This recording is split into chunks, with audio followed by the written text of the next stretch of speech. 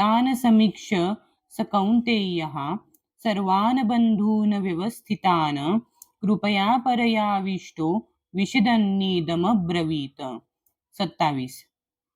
तान त्या सर्वांना समीक्ष पाहून सहा तो कौन्तेयः कुंतीपुत्र अर्जुन सर्वान सर्व प्रकारच्या बंधून नातेवाईकांना अवस्थितान उभे असलेल्या कृपया करुणेने परया अत्यंत आविष्ट व्याकुळ झालेल्या विषिदन शोकाकुल झाला असताना इदम याप्रमाणे अब्रवीत म्हणाला.